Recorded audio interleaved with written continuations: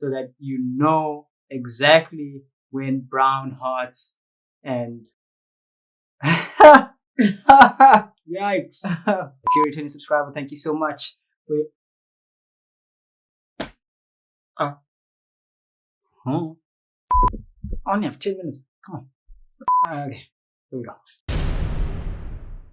Hello everyone and welcome back to another episode of the Creators Connect series. My name is Luca, but you can call me that camera guy. If you're a returning subscriber, thank you so much for your love and support. I truly appreciate it. You know that already. And if you're new here, please do consider subscribing if you like this video. On today's episode of the show, we're joined by a personal favorite of mine. He's a musician. His name is P.Ush. And this is a very, very special episode. But this gent, as we speak, is prepping to release his 5th project. Just let that sink in. Just let that sink in. He's 20 years old. He dropped his first project while in high school, while writing music exams in high school.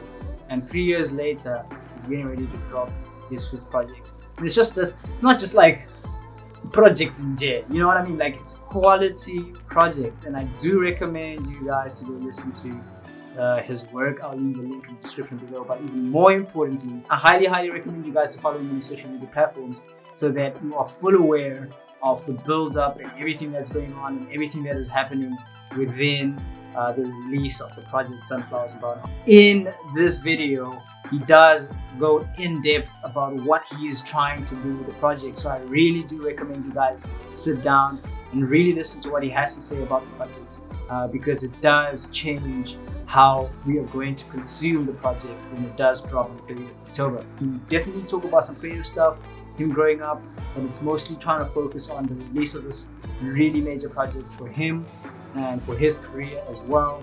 And like always, I personally enjoyed sitting down and chatting to this amazing individual. I've learned so much from our chat, and I personally hope that you guys can also learn a thing or two from our conversation.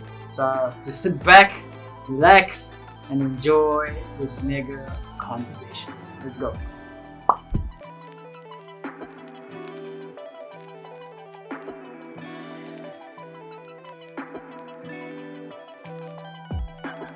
All right, I'm just going to start off by saying thank you to you, P.Ush, for taking time out of your schedule to just sit down and chat with me and be here on the podcast. It definitely does mean a lot to have you on here.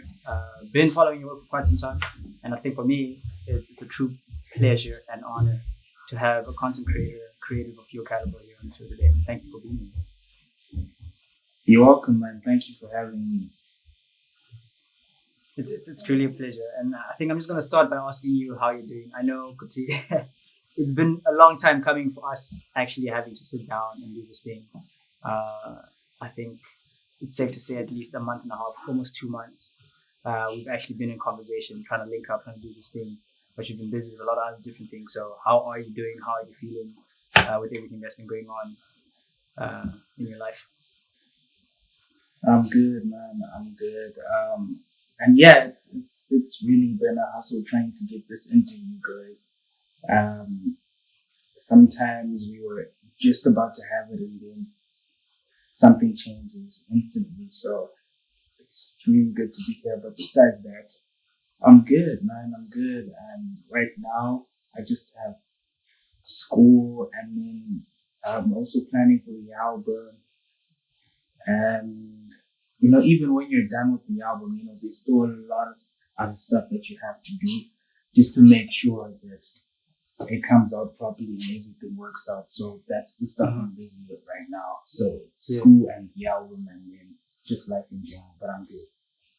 That's dope. And I was definitely going to jump into that, but you've already tapped into it, kind of given it away to the people listening now. Is we're definitely going to talk a lot about the forthcoming album and what it's all about. But I think for people tuning into the podcast now, people listening to your voice and hearing your name for the first time ever, please do let them know who P.Ush is. What is P.Ush all about? And what brings you on the show here today? What is it that you do? Okay, so I like to be face first. At first, I didn't really know what. I thought I knew, but I didn't know what P.Ush really was. You know, it's only recently where I've had like a moment of self-discovery. And I still feel like I'm not there yet, but you know, it's starting to make sense now. But before I get into the P.Ush aspect of things, let me just introduce myself as Patrick Uche. That's my birth name. Yeah. I'm 20. I'm an artist and I sing, and I guess I'm just a creative in general, because besides singing, I'm also into art. You know, I design my own album covers and whatever. So dang, for real? Yeah, that's all you, bro. Yeah, it's me. Dang, I would have never thought, bruh. I would have never thought, truly. Nah, it's me. But like from the roots, I'm a Christian creative. Okay. For me to even be called P.Ush, or for any of this to happen, it was through God, you know, like way before this started happening in like 2019, because this started for me in 2019. Way before it started happening, I was just a normal person. I was just Patrick, you know. Yeah. So for it to kick off, it started off with God, you know. So I'm a Christian creator. Yo, I love that. I love that explanation of who you are and what it is that you do. And I'm definitely learning a lot more about you. I had no idea, like I said. And I'd have to flight for the people who will be watching the YouTube video. I'd have to flight some of the album covers and album art if you let me, because it's really good work. It's top tier stuff, and it's consistent as well. So you're like really working overtime, making sure that the stuff that you produce is presentable and it's uniform.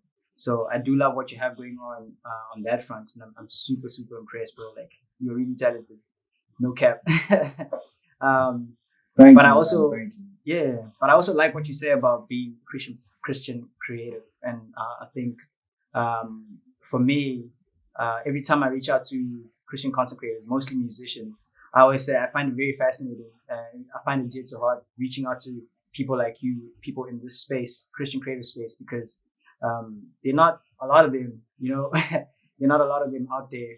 I guess what I tend to realize is, if you're going to get into content creation and entertainment, it almost has to be, most of the time, a certain kind of worldly taste for people to really like what you do, you know.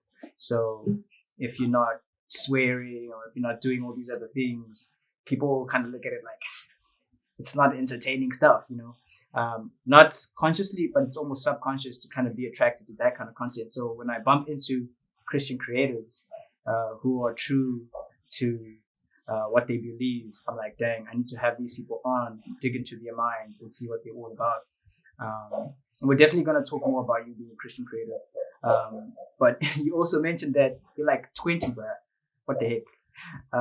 That's not all. Like, you're definitely young, definitely growing, and definitely yet to explore all the talents that God has given you, right? To the max. But to date, correct me if I'm wrong, you've had at least 3 or 4 projects, 5 projects out, and you're currently working on another one. But you're only 20. Like, help me understand what's going on with that, bro. Like, that's a lot. Well,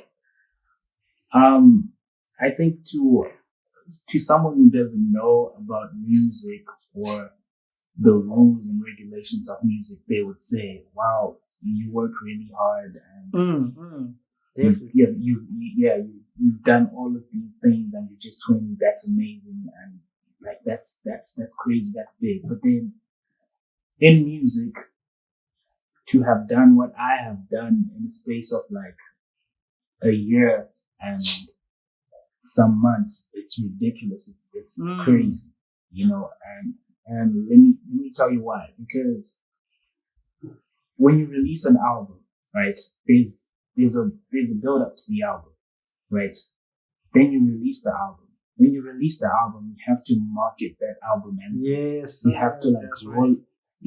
Yeah. You have to roll it out to people, give it to people, let people have it, let it mature on people, let people start, connecting with the album, and then let them have fun with it, let them do whatever they want with the album, and then you give them time with the album, right? Yeah. And then whilst they're enjoying that album, you go away, right?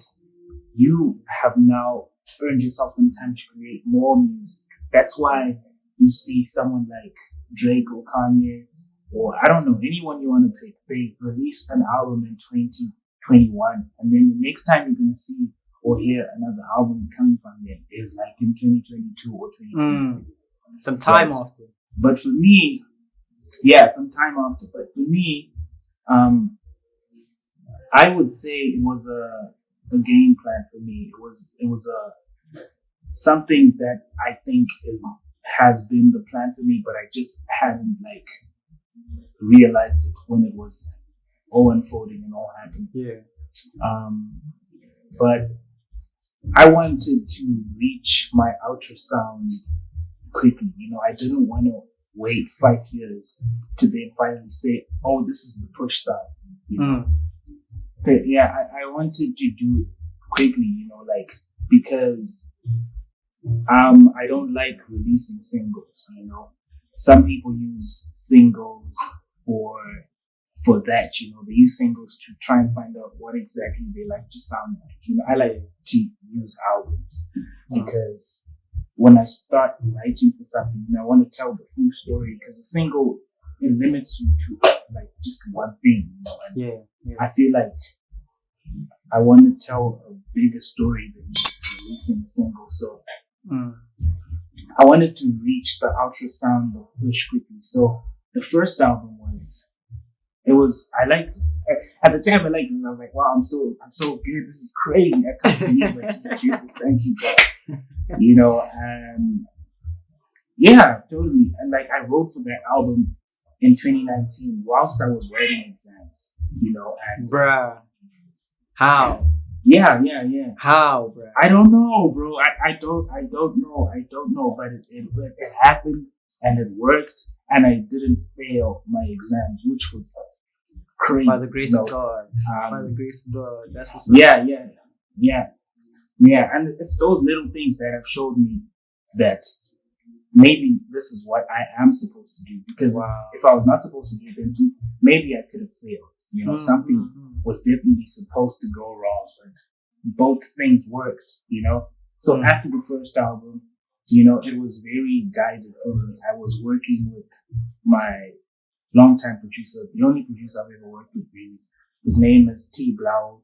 And then there was also another guy who was running the studio that we were working at the time, called Lloyd. So he was kind of like my voice coach those days, and he would direct the album. And if I had a song when I was now recording, the vocals would be like, oh, you have to back it like this and this and that, because I had never done it before. And these guys are professionals. They work with big artists. Lloyd Soul himself is an artist, so of course he knew what he was doing when he was telling me all these things.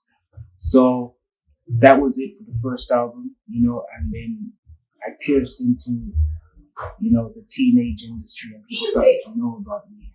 And it almost felt like it was, I think, to people who heard that album, they thought it was a mistake. They thought, wow. I'm telling you, they thought it was a mistake, and they thought it wouldn't happen again, or that I wouldn't then appear again. So soon after that album came out, it came out in December on my birthday. Soon after that album came out, I liked the effects of what happens when you release an album. You release an album, and then everyone is posting your music. It's a different feeling. Yeah, that feeling is addictive.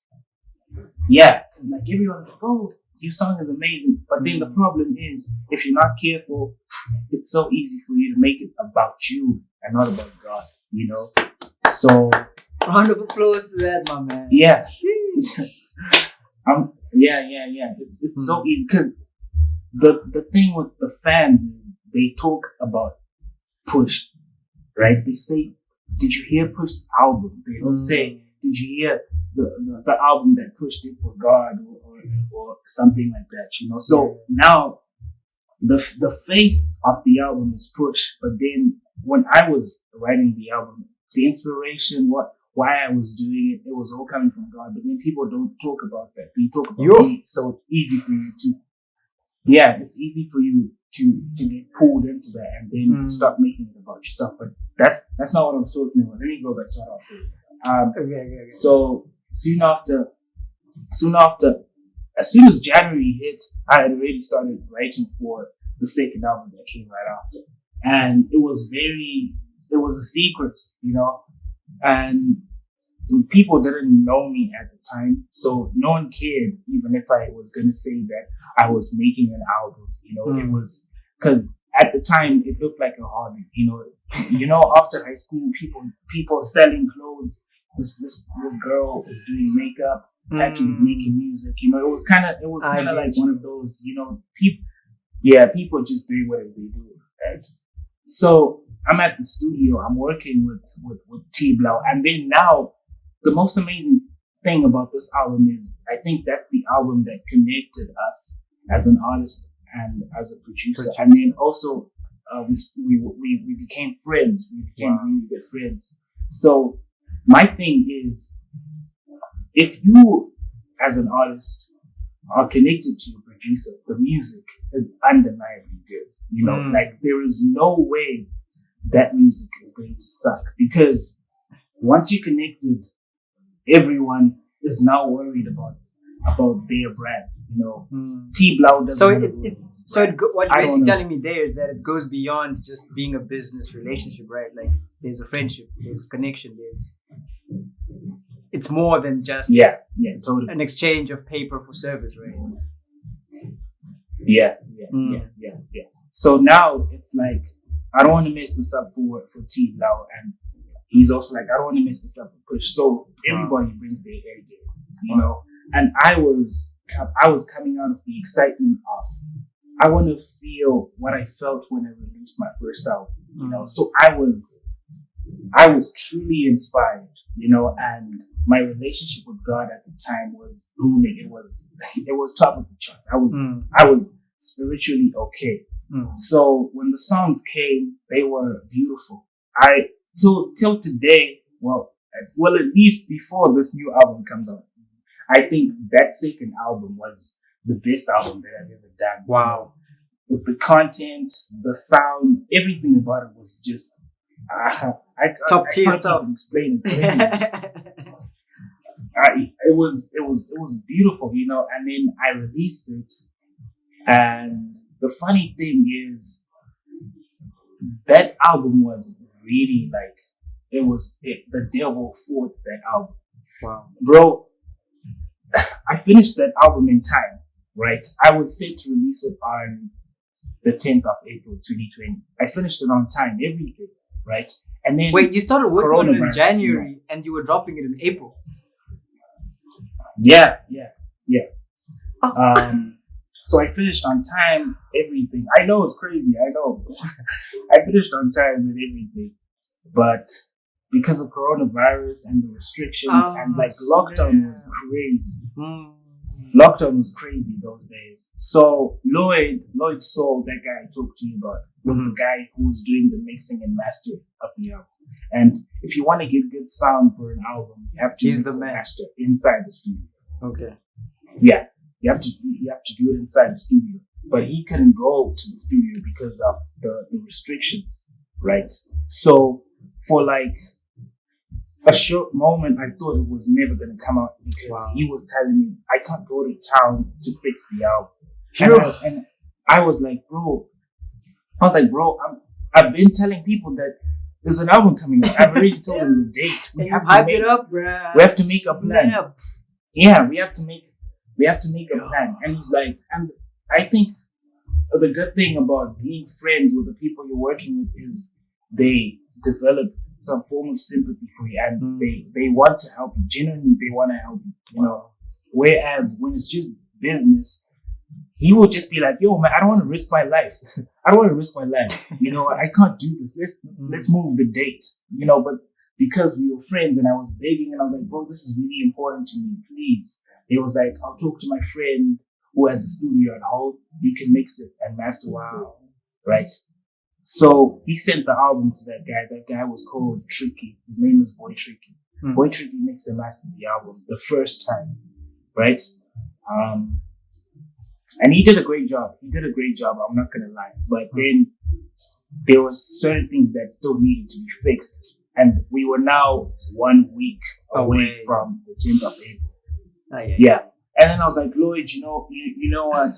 I need you to be the one who fixes these last things, because you were there when I was recording the song, and you and I both know what we want, so you are going to have to take over.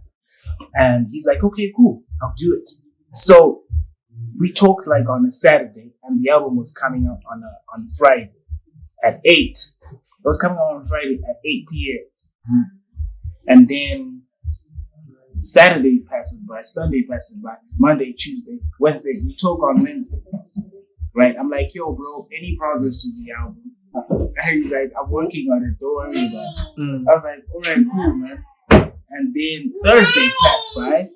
I don't have the album. I was hoping to get the album on like a Thursday, but then I didn't get the album on a Thursday. And then Friday comes, Friday morning, Friday afternoon, I don't have the album. Still. And then at like 7:30, at 7:30, I'm now calling Lloyd. I'm like, bro, please, where is the album? And he's like, I'm about to send it. Yeah. I'm about to send it. Wait, let me just do the final touches. And I trust this guy because he's good with what he does. And I was like, okay, I'm gonna hang on. Yeah. And then on my WhatsApp, people now hyping me up like, we can't wait for the album. We're excited. And then people started posting my album, dude. because because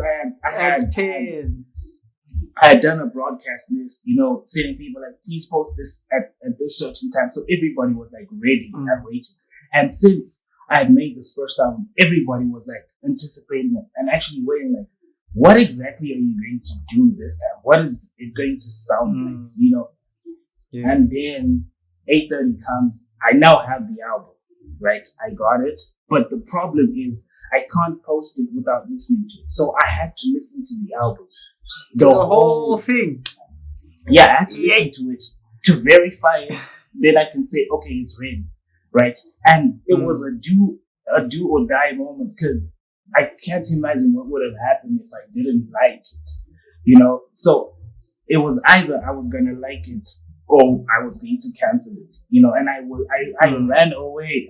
We were supposed to have dinner, Everyone was waiting at the table, and I just got to the album, and I ran away, and I listened to the album in the toilet.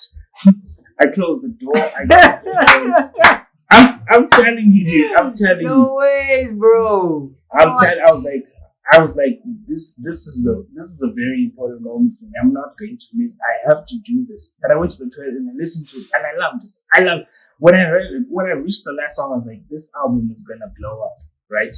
And then I started. This is it, and it was refusing, bro. Like it would be like when it's about to finish uploading, it would start again, And I uploaded it like 3 times. No ways, bro. The 4th time, that's when it went live, and then I was like, guys, the album is out, and then boom, that's the album that set me apart. And a lot of people listen to that album. A lot of people. Dude, that's one heck of a story, bro. You haven't heard. Like, whenever I'm about to release an album, something just I'm not like saying it's going to happen for this one that's coming, but like for the ones that have dropped before this one that's coming, something has definitely happened to try and ruin the release, and I don't know why that happens, but yeah, I don't even remember what your question was. But yeah. The question started off with like, how did you manage to release so many albums at such a young age?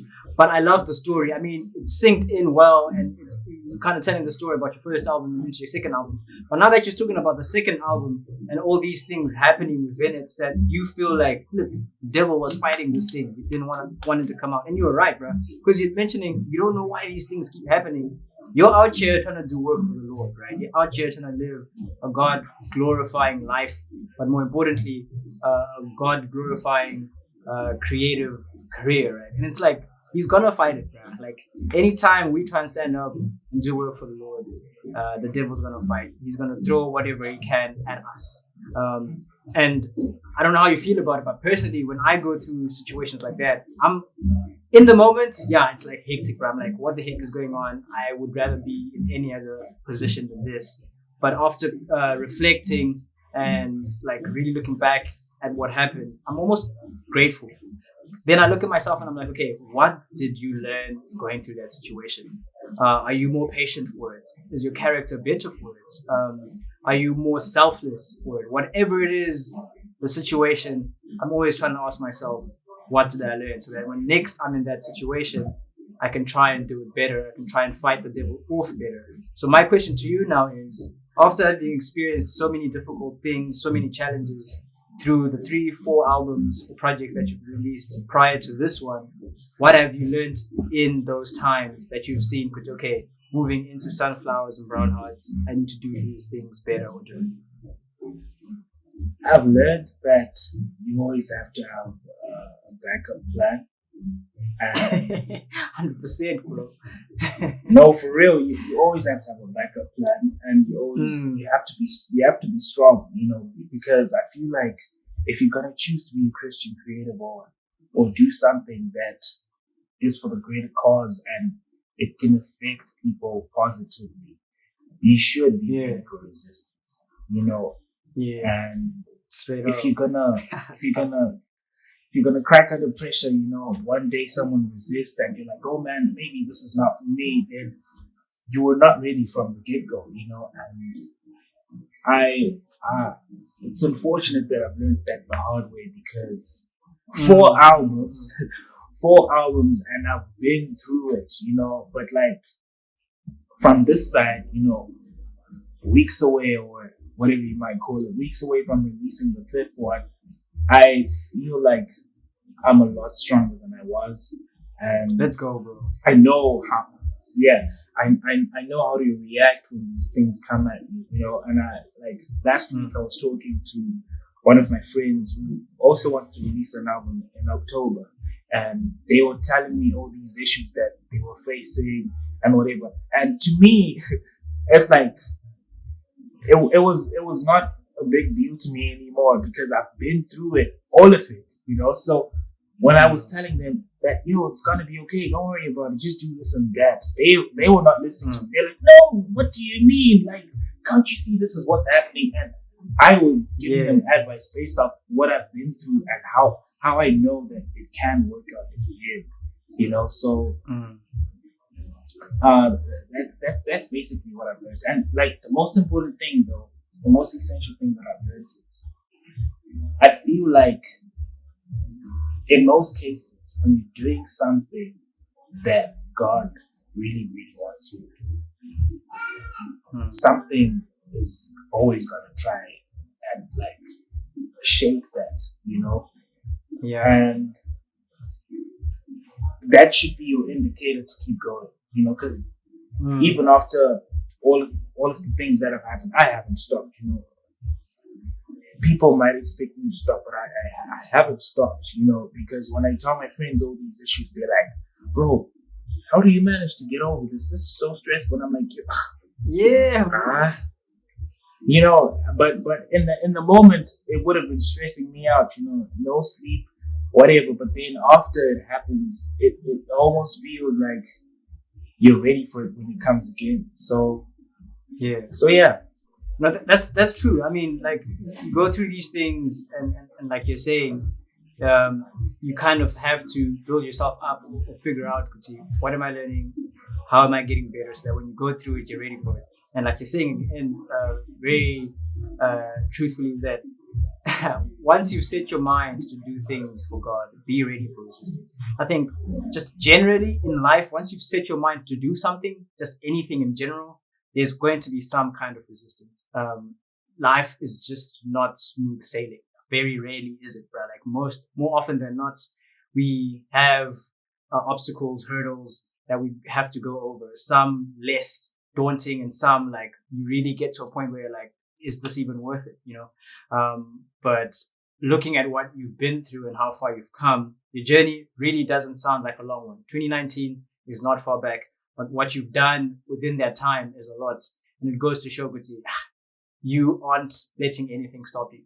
And I say kudos, bro. I just want to go out and say well done for what you've done so far. And I'm more than excited to see you grow and continue to do the work that the Lord has called you to do.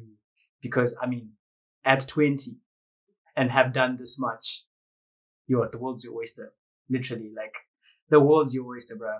And I'm definitely excited for it. But I want to take it back a couple years, like a lot of years, like into your childhood, and just kind of figure out, Kuti, what was it like growing up in your household? And more specifically, was there like an influence maybe in your parents or a relative or a cousin or brother that really pushed you towards this music thing? Like, what was it in your life when you were growing up that pushed you towards music? It's my father. My father listens to music extensively. Like, it's deep. Yeah. It started off with he has, as long as something is nice, he's gonna listen to it. So there was never a moment where I can say my father only listens to Sangura, or my father only listens to urban blues. He was all over the place. So my father used to drink.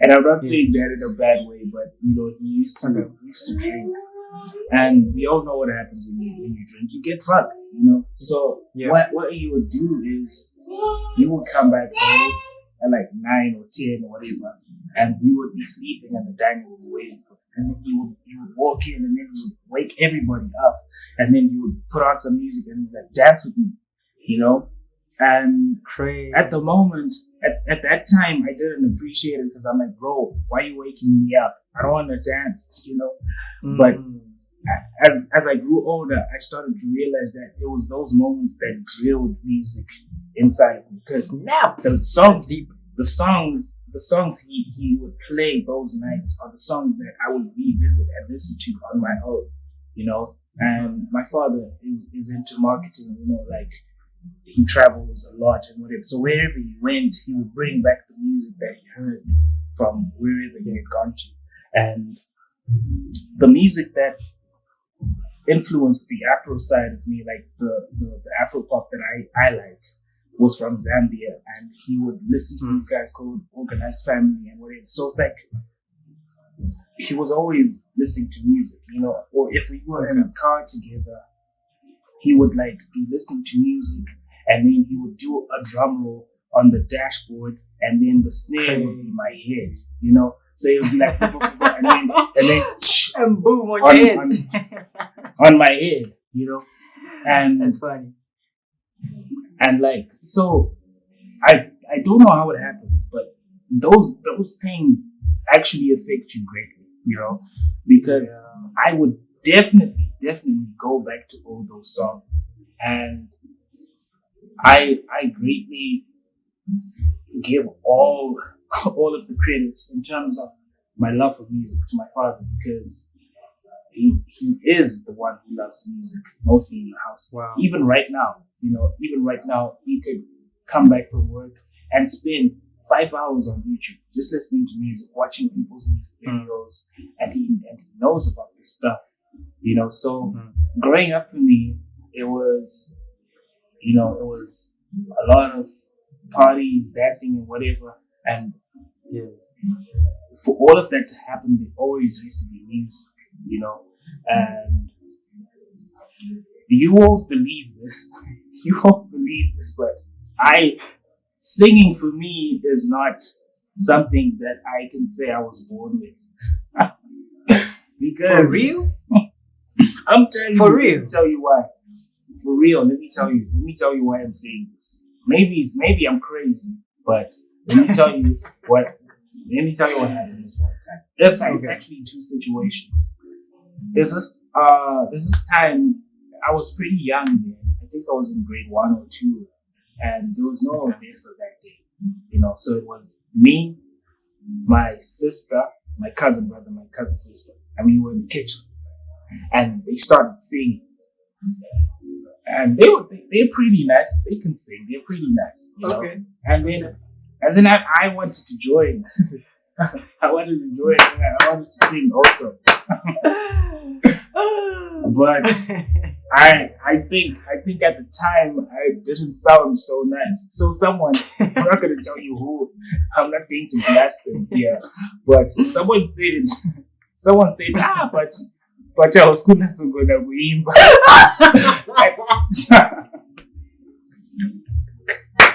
And in my head, bro, snap. I'm serious. And in my head, or in anyone else's head, you're like, what are you saying? I can sing. Yeah, bro.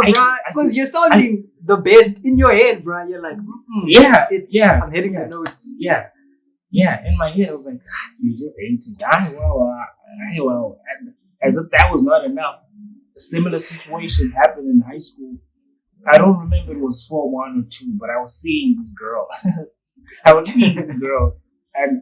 And Jason Derulo had just released a song called Trumpets. He just released a song called Trumpets. And I was like, I am a G. I'm gonna sing this song to this girl, right? And I went close to the TV. The song was playing. Then I reduced the volume of the song on the TV. Then I sang on top of the song. So then the girl replied. Then she was like, "I like the lyrics, but your voice." I'm serious. I'm serious, bro. That is exactly what she said. She was like, "I like the lyrics, but your voice." And then I think that's what sparked me to want to sing every day. I was like, God, this girl's crazy. I can't sing.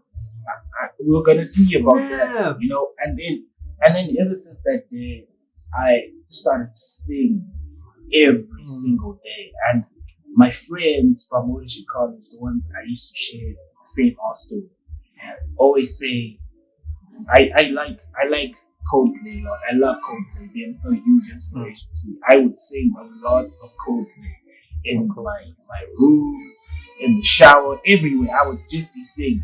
So by the time I got to 16, and that's when I started to really, really sing.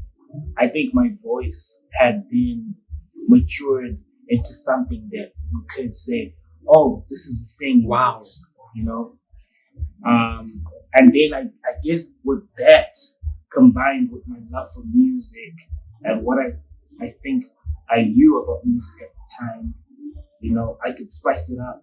And I don't know, I guess it's just a lot of things that have led to me being a singer. But I will tell you this now, Kutia. I was never, maybe it's just people who are hating on me. That girl just wants to break my heart or my siblings, whatever. But from the way I've been treated, I feel like I couldn't sing in my earlier years, and now I can. So yeah, that's what it was like for me growing up. And I guess it's my father who made me into loving music. I dig that. Now. I dig that so much. And I think I'm definitely going to come back and tap into that memory of your father. But man, the story of you having been told more than once that, hey, bro, you're not really hitting those notes.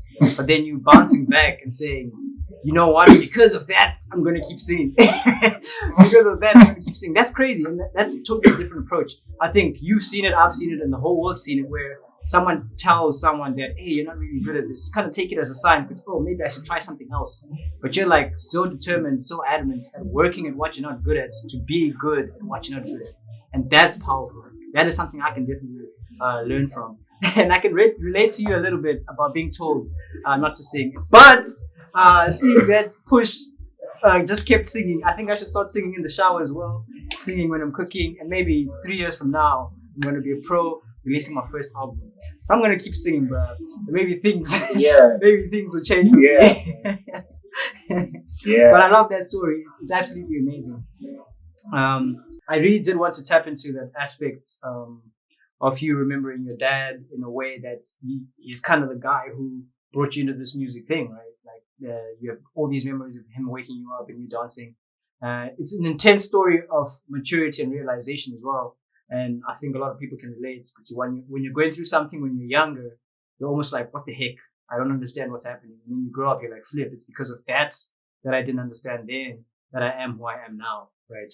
But what I want to tap into is an aspect of memories and remembering things. Specifically for you, you're going to grow up to do things and conquer things and really achieve greatness. Like I can really see that. And may God be glorified through the work that you do. But how would you like to be remembered? When people look back and think, oh, P.Ush, when they hear the name P.Ush, when they see the name P.Ush, how would you love for them to remember you? Damn, man, that is that is a very difficult question, but I don't wanna be remembered the way everybody else is remembered. You know, like I feel like a lot of people try to separate their lives. You know, like they want to show a certain side of themselves and then hide the other one. And then when that other side they were hiding is exposed, everybody's shocked. Like, oh, I didn't know they were like this. That is crazy, you know. And then that's how you get canceled. Or people are like, this guy, this girl, you know. I most definitely want to be remembered as 100% human.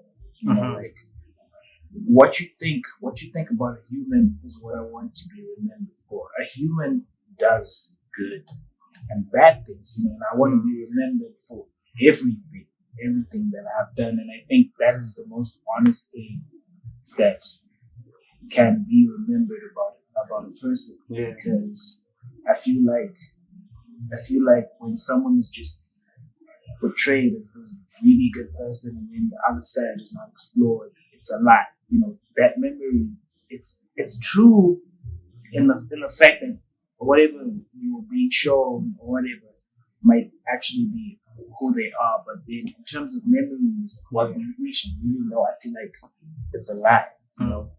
And I am a reflective person, and I'm not afraid. I'm not afraid of anything or to look a certain way or to be seen a certain way, you know. So, you know, like when it comes to the Christian music that I sing, you know, I feel like before I started, God knew what I thought was missing from gospel music. You know, what I thought was missing from gospel music was whatever was out at the time was amazing. It is amazing. Yeah. I'm not going to take away from it. Yeah. It's amazing. It's beautiful, and it's good. You know, it's good. Yeah. But I feel like there's a group of people who need more. Come on. You know, because you can hear a song from Hillsong, right? From the first second till the last, they're just talking about how God is beautiful, God is amazing, praise Him, worship Him. For someone who's in a good place in terms of their relationship with God, that song is very appealing because they relate to that. They're like, of course, God is amazing. he did this for me yesterday. He did this thing for me today. Yeah. God is amazing, you know. But for someone who is sad, you know, someone who's heartbroken, someone who's depressed, someone who's at the edge of committing suicide, if you go and tell them that God is amazing, it's true. God is amazing, but it's not enough for them, you know, because they will argue and say, if he's so amazing, then why am I sad? You know, if he's so amazing, why do I want to kill myself? You know, and I felt like a lot of people were being left in the background. You know, like the Christian music train was moving forward, and it was carrying certain passengers and leaving the other ones like, you guys, I don't know. We'll come back for you later, or God will come and pick you guys up later. But we are focused on our own journey right now, you know. So if you listen to my music, you see that I mostly lean towards what I'm feeling, and then I bring in the aspect of what God has done for me when I was feeling That what I was way. feeling, or when I was going through what I was going through. You know, when you do that, you have the ability to bring anybody who is feeling what you were feeling at the time into the Christian gospel music trade. You know, because as much as Hillsong is saying God is amazing, P.Ush is also saying, I know you're alone, I know you're hurt, you know, but God is there for you. You know, like someone is adding more depth to the story of how God is amazing. Yeah. You know, someone is telling you why God is amazing and how He is amazing. You know, and I feel like a lot of the mainstream music was missing that. You know, and I want to solve that issue. You know, because I guess gospel music forgets stuff like heartbreak. Yeah. It forgets stuff like betrayal. It forgets stuff like lying and cheating in relationships, you know. And it forgets that even before gospel music, we are human, and we go through human issues, you know, that affect us and pull us away from God. But if you bring that stuff into gospel music and show how God can help you through all those situations, then everyone can appreciate gospel music. Let's go. We won't have moments where you play gospel music and people are like, bruh. You know, I know exactly what you're talking about. I'm serious. Oh, snap. We're at a party. People want to hear I'm a piano. Okay, if you play gospel, everyone is going to shout at you, whether you like it or not. Even if you say, you guys, they don't care. They want to listen to I'm a piano because they already know That's crazy. your gospel music is not going to talk. Your gospel music is not going to talk about my depression. You know, it's not going to make me feel like I'm important. It's not going to make me feel like someone knows what I'm going through. So why should I pay attention to it? You know, but if you play that gospel song, that's gonna, like, if you listen to, I guess that's why people like these artists that sing about depression and being alone and being sad, even though these people are not then giving you a solution. You know, if you listen, I've heard songs from Juice WRLD and may soul rest in peace. The thing is, Juice WRLD would sing what people were feeling. You know, people who were depressed, people feeling sad and lonely, but he wouldn't give them a solution. He would just make them feel sad. You know, yeah. So if you play that song at a party, even though people are drunk, people are having fun, they would be like, "Oh man, I'm in debt. Oh man, I was heartbroken last week." You know, and then everyone is now just sad, and everyone is singing along to that song because we can all relate. We are all going through that same thing. You know, so imagine if your gospel song sang about that stuff, and then Gave us added the solution. Yeah. You add the solution. You're like, I know you're going through this. Okay, I know you're addicted to porn. I know you're fornicating. I know you've done this and that. But here's the answer. You know, here's the solution. Here's the gospel. Now you can play that song anyway. Yeah. So that's how I present my music. You know, but Wow. I don't. Wow. That's different. Yeah, That's definitely that's how. slaps different, and it definitely makes sense. And you reiterate, you're not taking away from what's there now, And I definitely do feel that everything that God allows to happen, He allows to happen for a reason.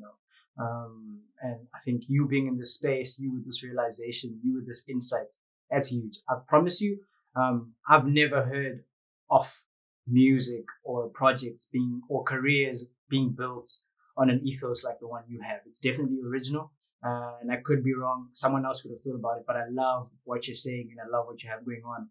And like I mentioned earlier, I can't wait. I genuinely cannot wait to continue to see you grow and do the work that God wants you to do. And I urge you to, just as you've done thus far, to continue to surrender to the things that God puts on your heart to do, to say, and to push out. I see what I did there. Push out. But it's absolutely amazing, and I love it. Where there's so much that not just in gospel music that we don't want to talk about, but just like in the Christian walk in general. But like you're right that we are still very much humans. We definitely live life in the world, and these things that are going on that we were scared to talk about, that we're scared to address. I mean, almost kind of hit the surface level Christian chat that everything's rosy, God's good all the time God's good, which isn't wrong. He is. But there's so many other things that we're not tackling. Yeah, it's not wrong, bro. And we love Him for that, for His consistency. But ourselves, we aren't so consistent. We strive to be, we want to be, and that's the idea, but we're not. And because we're not, I just definitely do feel like what you're saying, we definitely have to tap into these topics. We definitely have to tap into these chats, into these conversations, but not just tap into them and then provide solutions as well. And your platform is music. And you have the platform, bro. Like, use it to the best of your ability and to bring glory to God as well. Absolutely love it. Truly, I'm learning so much from you. It's crazy. But I think I want to tap into Sunflowers and Brown Hearts, which is the next project you have coming on. And I'm super pumped for this. And I do hope and I do feel that people are going to listen to this podcast episode a good amount of time before the album comes out. So what I want to hear is, what can we expect? What's different about this album from the other four? Like, the build up to it, the work you put into it, and everything. What was it like working on this project? Working on this project was it's the hardest album that I've made so far. At first, it wasn't even called Sunflowers and Brown Hearts. At first, I'm serious. I've gone through 3 names for this album, and the third one is the one that has actually stuck. At first, it was, I wanted to make, because my projects are like, it's a planned thing, Okay. Because my thing is, I want to be like, if I release this album, then I'm trying to tell you that this is where I now am at in life, So after I released 20 was not, I can't say it had a solid message. I just wanted to make music. I just wanted to go into the studio, make music for God, and have fun. That's why there's so many different sounds on it. It's an experimental album. I just wanted to have fun. Yeah. But then after, I wanted to go back to my traditional storytelling. That English. Storytelling. I wanted to go back to my original storytelling. Join us, English. Join us. You're welcome in this conversation. Yeah. English. Yeah. I wanted to go back to my original storytelling. So I wanted to, initially, at the end of my journey, or my last day on earth, I want to be a really good person.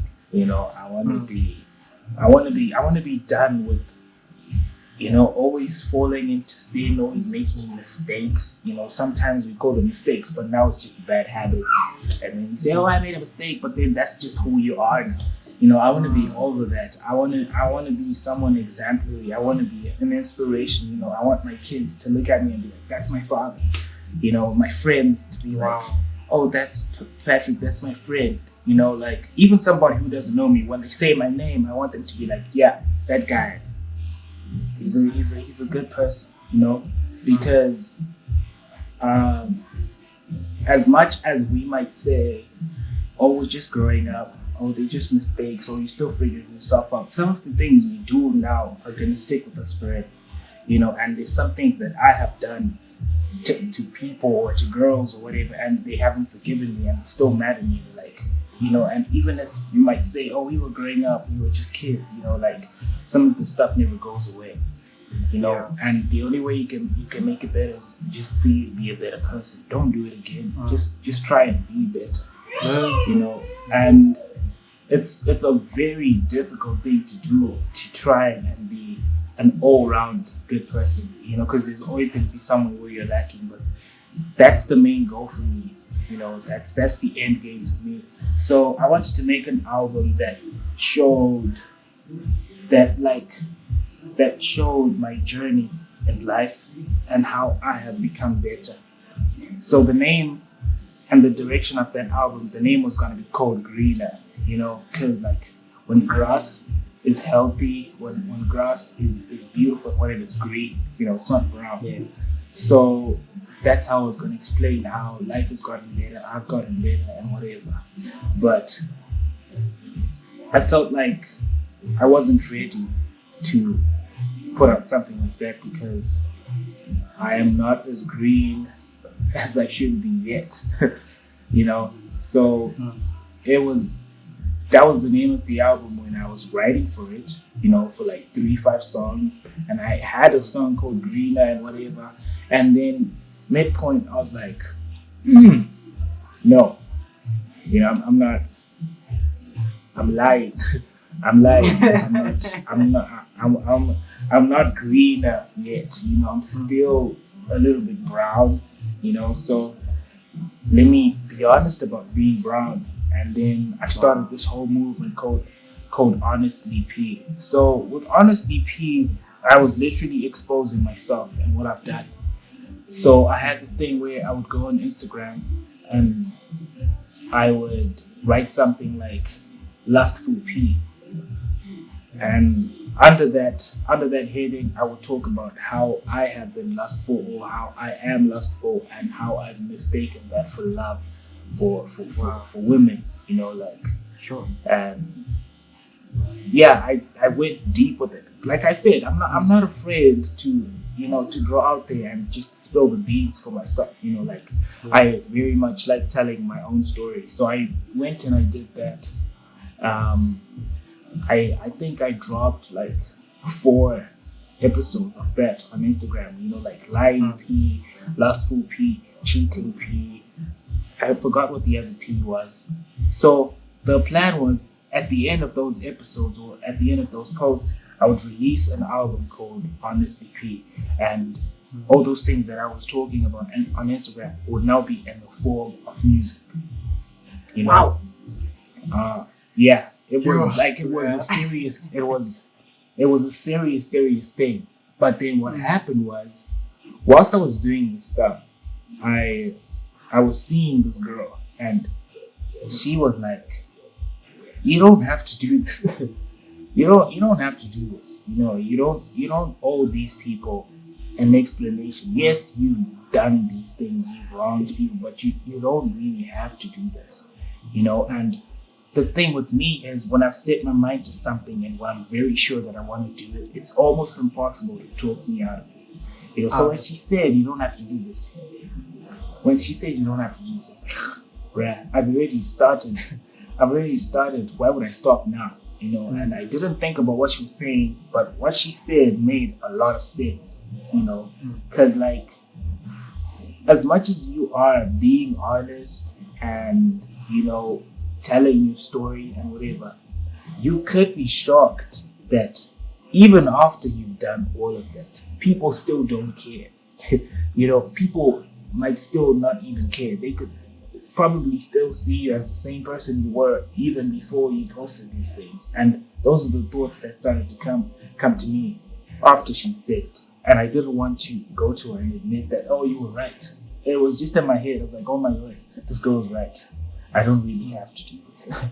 It's good for me. It's good that I'm not afraid to be honest about my actions, but I don't really have to do this, And as if that was not enough, I had my last studio session for this album, Honestly P, and I had this song with Daryl.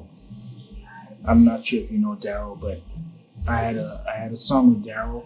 It was supposed to be on that album, and after studio sessions, artists just sit down and talk, and he's like, I know your stuff, I know your music, and I know you have like 4 albums right now, but for what? Why? Why? That's deep, bruh. Yeah, and he's like, why? Why don't you just make 1 album and like 900 singles, then release another? Like what I was telling you, Kuti, you're supposed to do it at stages, like you release an album in 2021, the next one should be out next year or whatever.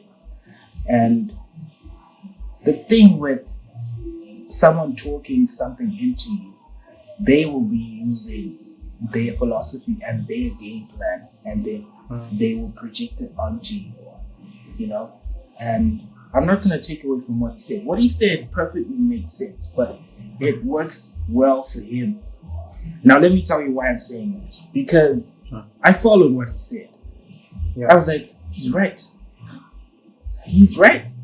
Let me do singles. Then I canceled my album. I was like, I'm not doing this album. For real? Then I went on Instagram. I'm serious. Then I went on Instagram. I announced, I was like, I'm not doing this album anymore. We're going to start doing this new thing called P singles. I was going to plan to release singles. I was going to release the album that I had done in the form of singles, Then we made that song called Control. Control. I love that track. That song. Snap. Let me tell you. We made that song in the studio. And we loved it so much, and people would come into the studio where we would play it for them, and everyone was dancing. And me and Blau were like, "This song is the one. This is the song that is going to make us blow up." And we were so happy. And that's what I was telling you, that it's so easy for you to start making it about you, and that is exactly what was now happening. Sure. Yeah. That's exactly what was now happening, because we were now so interested in how good the song was that we forgot that this is for God, and we're like, we're gonna blow up. We're so good now. Oh my word, look at us, whatever, And then we did 2 versions of the song. We did the acoustic version, the one with the video. People loved that one, and we didn't believe in that one. We believed in the other one, the radio, the original song. So we were like, when we were marketing, we were like, you guys like the video version. Wait till you hear the original version of the song. Because, in our heads, we were like, that one is the one that's going to pop. That's where it's at. And then the 30th of July comes. That's the day the song came out. And I'm up there with my little brother, and the song drops. Normally what happens is, when I release a song or an album, the moment it drops, I see a lot of screenshots of people reposting and tagging me and whatever. It just happens naturally. And I was excited. I was waiting for that. I was like, people are going to love this song. They're going to be so shocked when they hear this song. And to my surprise, nothing happened. Nothing happened. Wow. Nothing. I'm telling you, nothing happened. Not like it was almost like I didn't drop the song. The next day I had like 4 or 5 reposts and tags. It was like such a lazy release day, and I was so demotivated. I'm not gonna lie. I was so demotivated. I was like, and then the problem is I started to blame Daryl. I was like, Daryl said, this doesn't work. Singles don't work, and whatever. And then after that, I was like, wait, artists are different. You know, for Daryl, singles work. You know, for me, I am a storyteller. I like albums. You know, and I've realized that my fans are more used to that, and they like that more than just a single. Because 2 weeks after that song came out, I went on my Instagram and I made a poll. I was like, do you guys want an album, or should I carry on with the singles? And the album had way more votes than the singles. And then that's when I was like, you know what? I've always known what my game plan was. I've always known what I wanted for myself. Why change? And it's good. Yeah, it's good that I've tried the singles, but it didn't make me happy. It made me stressed. It made me doubt myself. It made me lose focus. Let me just go back to making albums, right? And this is late. This is July, August. This is like early August, right? This is early August. And then, so we had songs from Honest EP and the singles that we had made that qualified for the new album, that qualified for Sunflowers and Brown Hearts. So for Sunflowers and Brown Hearts, now I'm answering your question properly. I'm sorry, I divert a lot. We love context. That's what the podcast is for you to express yourself, to tell us the whole story. Yeah. So for Sunflowers and Brown Hearts this is my most important album in my opinion, because I wanted to reflect myself as the human. Bye-bye. As the human. Too cute. I wanted to reflect myself as the human, and as the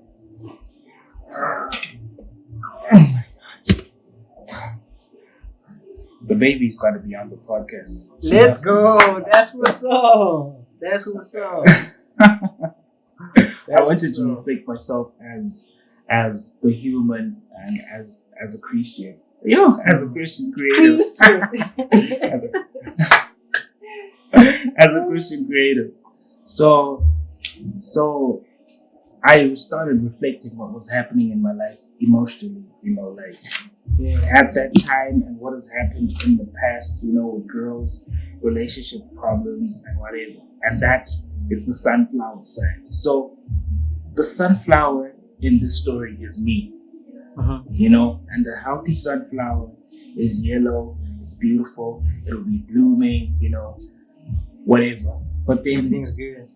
From what I was feeling and what I've been through in love, from being hurt or from hurting somebody else, I wanted to show how a sunflower can go from good to bad, So the sunflower's side starts with a very amazing love song, a very positive love song.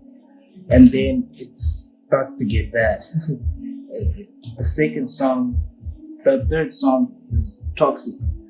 It talks about how I meet a new girl and then I haven't gotten over the previous girl, so I'm like to this new girl, I know you want to love me. But I'm not over the person I was with before. What you want from me, I already gave it to her. You want my heart, but she has it, And then the song that comes after that, starts saying, I've been caught. I've been caught by the previous girl. She now knows that I have someone and I'm mixing up things and it's more like I'm cheating and whatever. And since she's such an amazing girl, she doesn't appreciate this, and she's like, if it has to be this hard, then we can't go on. So now she's giving up on me, and I'm like, you're giving up on our feelings, you're giving up on everything that we've been through on everything that we built. You know, if we don't get through this, then I'm gonna lose. You know, and eventually she leaves. You know, eventually she leaves, and then the song that comes after that, it's talking about how I also give up on emotions and love, and now the sunflower is now frail, it's drying up. You know, I'm tired. You know, I'm like, when will I find a love like Adam? You know, Adam is one of the only people we know who had true love in Eve. You know, so I'm like, when will I ever find true love like Adam? You know, I'm trying to have something, but I can't have it. Let me just wait for God. You know, so for right now, I'm tired. And then the song that comes after that is now me talking about how I might be tired. I might be tired, I might be hurt, but I still miss that one person. Like, we all have that.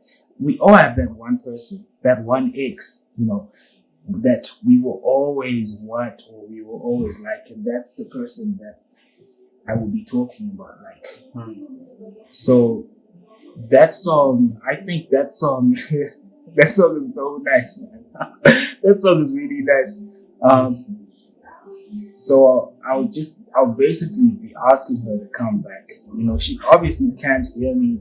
She's gone, long gone. But I'm just in my thoughts and I'm like, yo, I really miss you. I wish you could come back, because I don't think that I'll ever find anyone like who was as amazing. Yeah. You know, just a general thing. But I think the execution and the way we did it in that song, it won't even sound like a general thing anymore. It'll be special. Anyways, let me move on. And I'm excited. That song, yeah, that song marks the end of the sunflower side. You know, so since this flower on the outside has dried up and it's dying, you know, like when the outside appearance of anything, guys, people start to look at what's within. You know, what people want to see the inside, and then this sunflower's heart is brown, you know. Then we start to look into the heart of the sunflower. Now we're trying to find the root of all these problems. That's when control comes in. Yeah, you know? I get it now.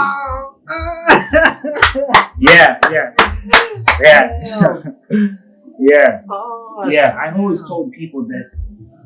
I always used to tell people that control is going to start making sense when you're not listening to the album. You know, right now it doesn't make sense, but now it's going to make sense in the album. So control, obviously, you know the lyrics. It talks about how I'm like, I used to see God in my dreams. Now all I see are girls I crave for. You know, so it's control is trying to tell you that, you know, like I gave up or I exchanged my relationship with God for girls. You know, and then now girls are all I see instead of God, you know, and then that's just like a summary of the brown heart side. That's what control does. It introduces the brown heart side and then summarizes, and then we start going deep into it. That's when the next song comes in, called Forever. This song, I feel like from all the songs I've written, this is the most transparent and daring song that I've ever written, because I talked about personal things that I have written and things that I have done, because I sing about what I have done, I don't sing about other people.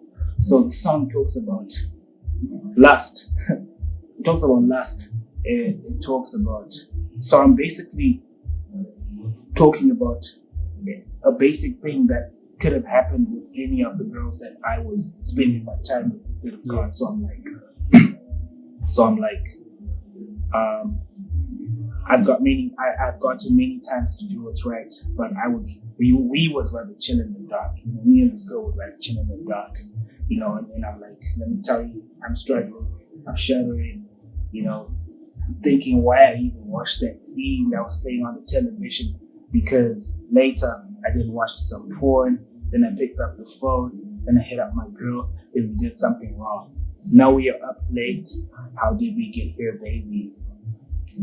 Now God is watching us, driving, and we're on our way to hell. You know, and then the chorus is like, we are on the road to hell, in case you haven't noticed.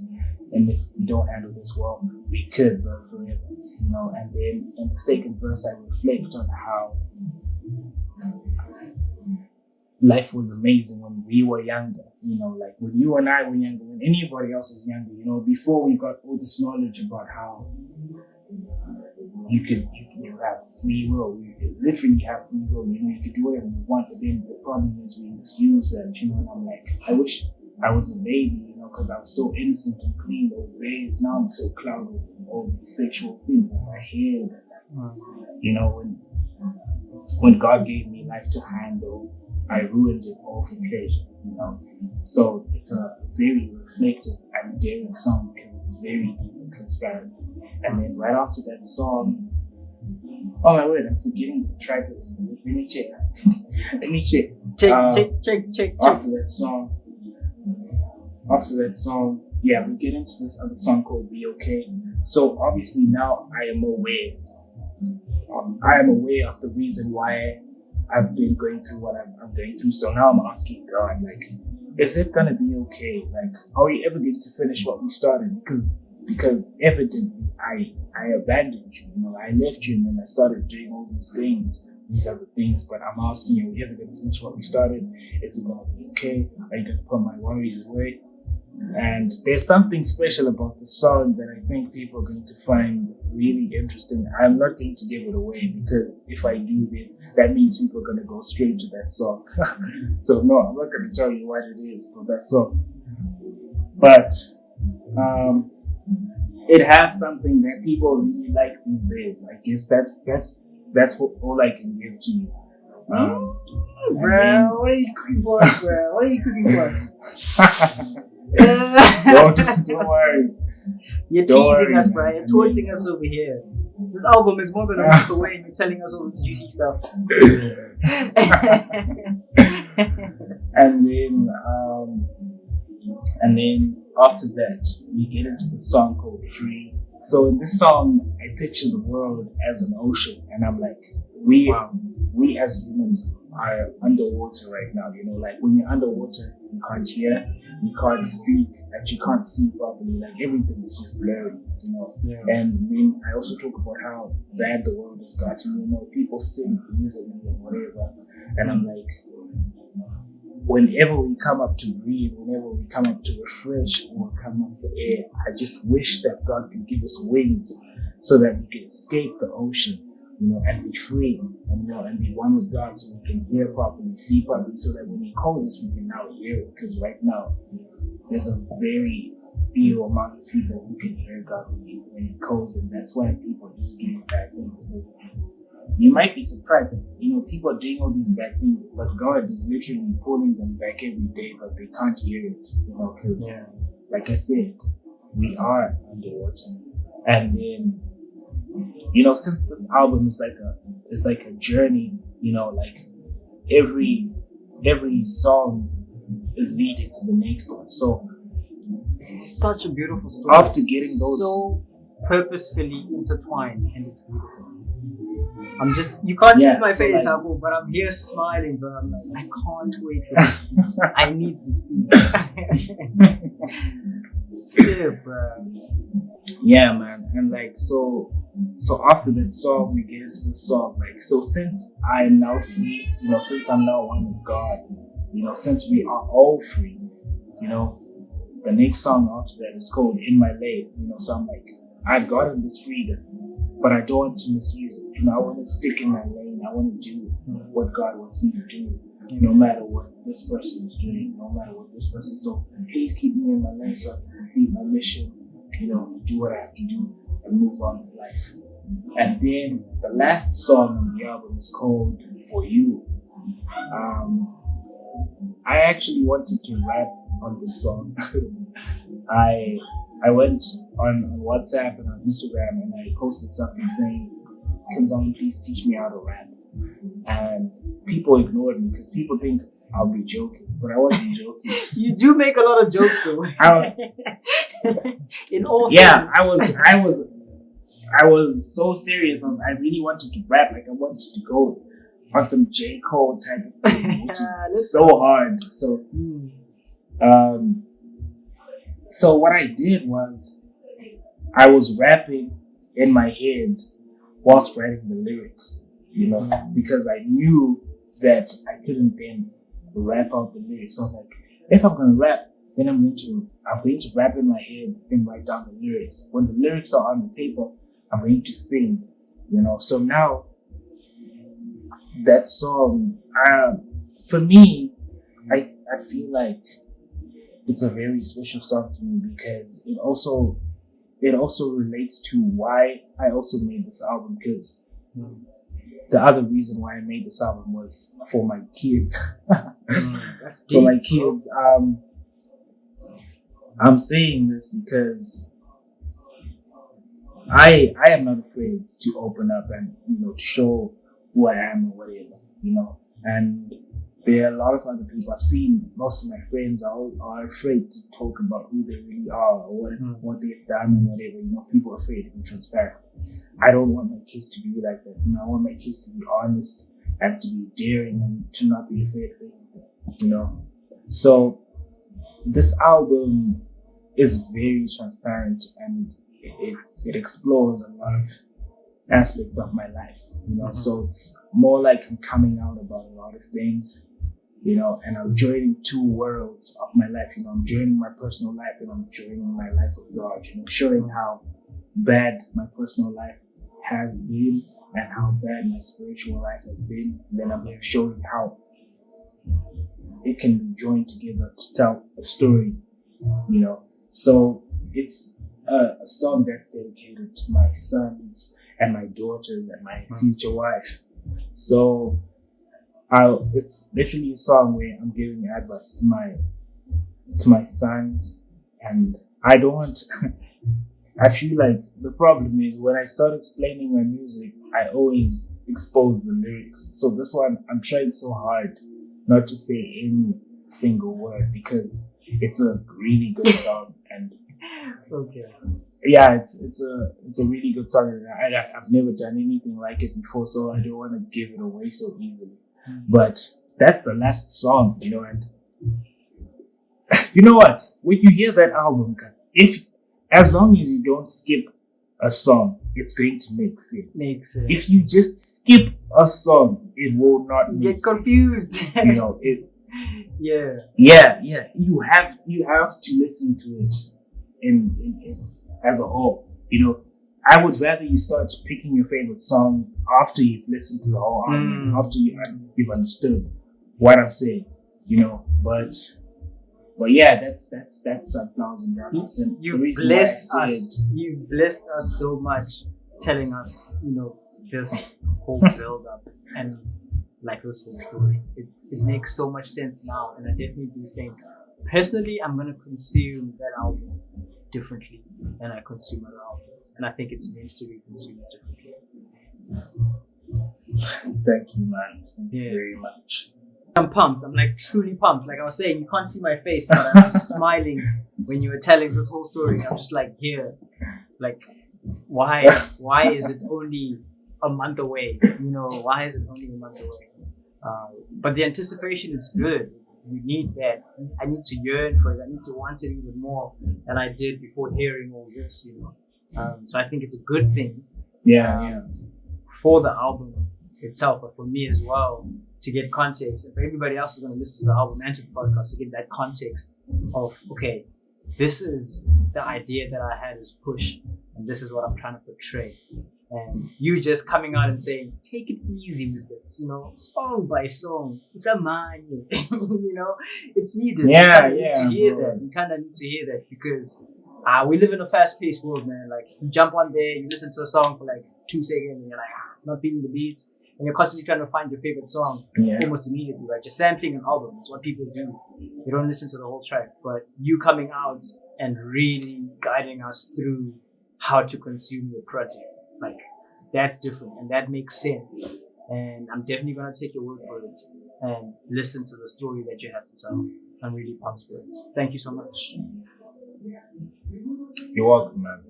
When you asked me the question about Sunflowers and Brownouts, I had said it has been my hardest album to make. Yeah. I was just gonna talk about why I said it was the hardest, but it's okay. No worries about it.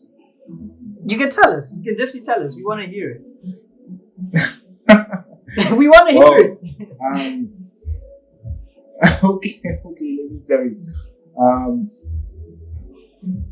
Well, we started working on it when I had already started university. So I had to sacrifice a lot of my online lectures to go to the studios. And Blau was not like, he is my personal producer and whatever, but then he also works with other artists, so he's not always available for me. So I had to share him. I had to share him with a lot of other artists. So it's like we literally had to talk to him like 5 days before, like, bro, are you free on the weekends? Can you work on this day and whatever? So for us to even say that the album is complete and it's ready for release is crazy, because the things that we went through to complete it were insane, you know. So I don't like, even with what I went through mentally and emotionally whilst making the album was just, it's crazy. I've never been through anything like that. So that's why I'm so connected to it. You know, I usually make an album and I kind of relax whilst I'm making the album, because it's kind of just flowing.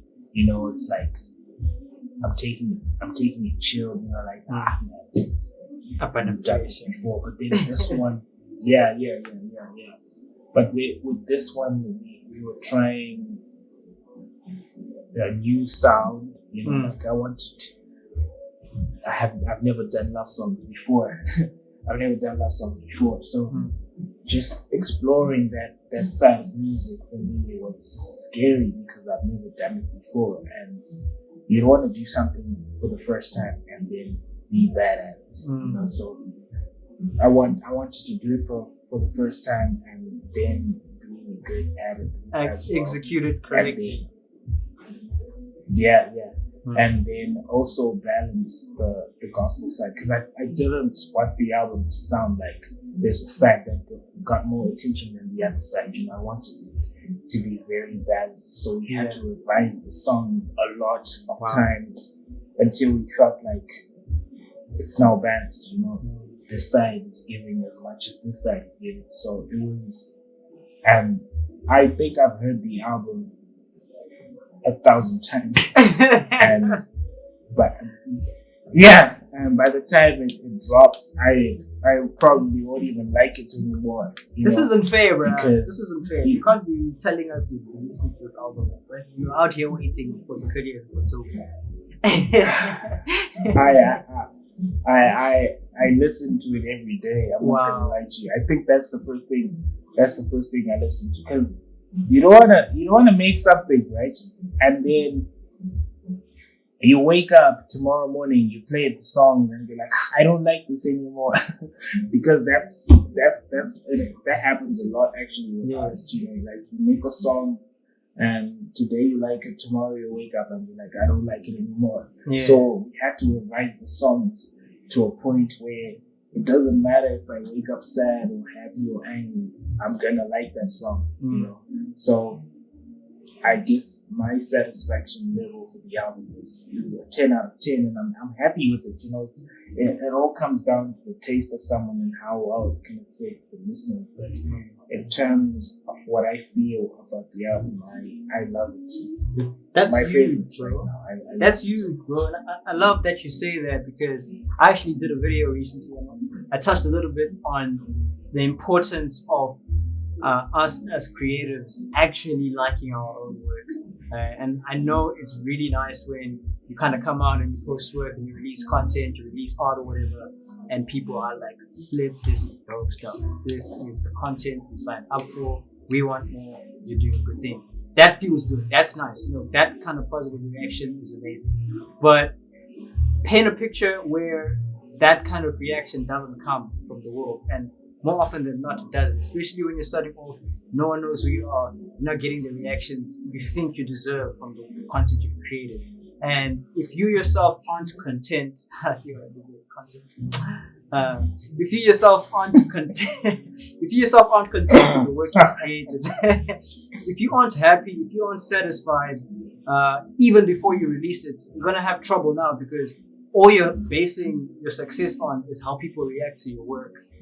Which is a dangerous space to be in when you're making content, because we live in the fast-paced world that has content dropping left, right, and center on the hour, every hour. So I feel like you being in a position now where you're like, for me, the album right now, 30 days before I release it, it's a 10 out of 10. You're in a healthy space as a content creator to continue to make content, even if it's not received the way you would like for it to be received, So I think you're in a very healthy headspace. Despite me knowing full well that it's going to be received well, I do feel like it's important for us as creators, generally speaking, to first be satisfied with our work and be proud of actually completing something before we release it, and kind of start hunting out for the likes and the comments and the positive reactions. So I think that's good on you, just generally speaking, moving forward, to be in that kind of headspace. And I commend you for that. It's pretty dope. Thank you, man. Thank you. Yeah, and like I said earlier, bro, I'm Yeah. excited, truly and honestly, to see this thing coming. For all the work you put into this thing, all the hours, all the time. Hey, may God bless you. And you've just mentioned, I'm only realizing now that you just mentioned that you listen to this album every day. So are you therefore saying that this album is actually complete? Like, it's done, it's ready. If you were to drop it tomorrow, you'd drop it tomorrow. Yeah, it's done. It's ready. Like, it's ready. Like, I sent it for submission last week. Yeah. So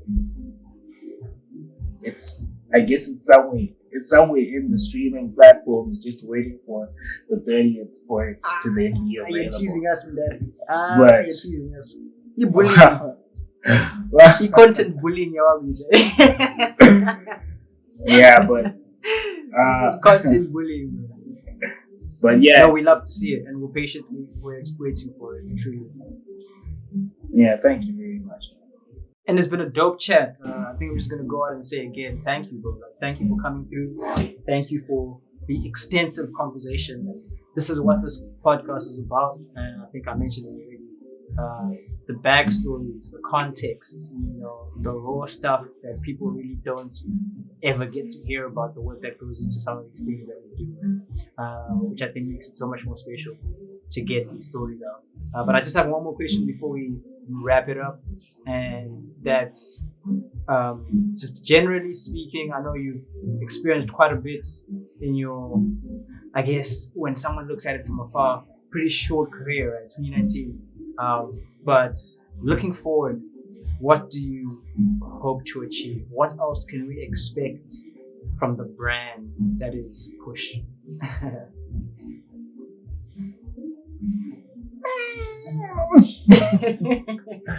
Well, I'm definitely in the moment artist.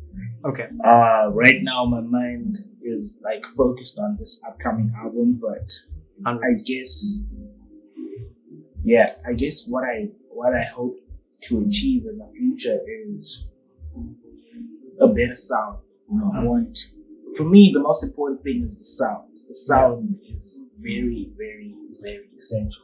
Okay. Because once I have the sound that I really want, I can now finally communicate way better than I was before, and I wanna make gospel music a normal thing, a normal genre for people to listen to, because people use it for special occasions, Circular music is for everywhere.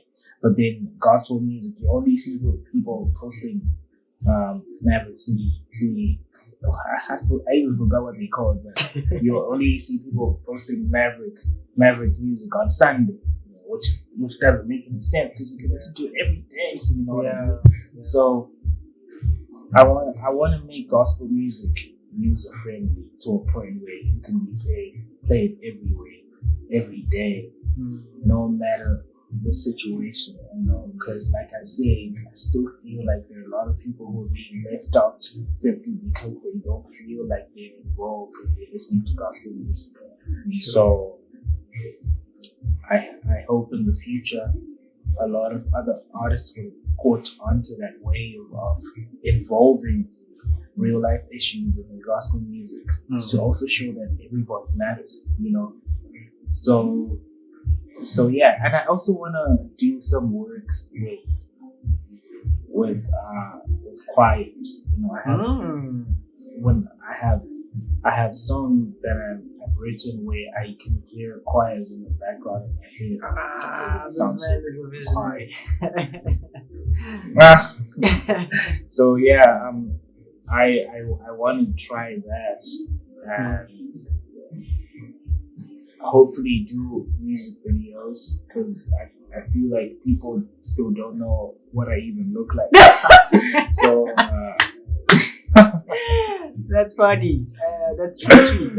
So that is so real. Yeah. So I want to do music videos, and like not music videos of like new songs and just keep running away from the old songs. Like I actually want to revisit my old songs and start doing music videos coming back to the new songs. So like I want to look back, do music videos from the old songs, and then come to the new songs until everything literally every album has music videos from it. So I'm game for that, bro. So yeah, I'm game for that. I'm looking forward to it. We love to see it. I enjoyed the way you had a deep sigh when I asked what else can you expect from the P.Ush. But I think you've given us a good context. You've given us a little bit of what you are, and I mean, it's fair to say right now I'm just trying to focus on this album. Just trying to focus on the next step and see that done, and just pick it up from there. After all this hype and all this work is put in, I think we've got to settle down. We've definitely put in a lot of work, and I think we do deserve a break before we start asking what else can you expect. Humans can never have enough, bro. That's the yeah. Humans can never have enough. But again, bro, truly, honestly, thank you for coming through to the podcast. It's been a pleasure and an honor to get, I guess, what would be a teaser to what to expect in Sunflowers and Hearts. Thank you, bro. You're welcome, man. Thank you for having me.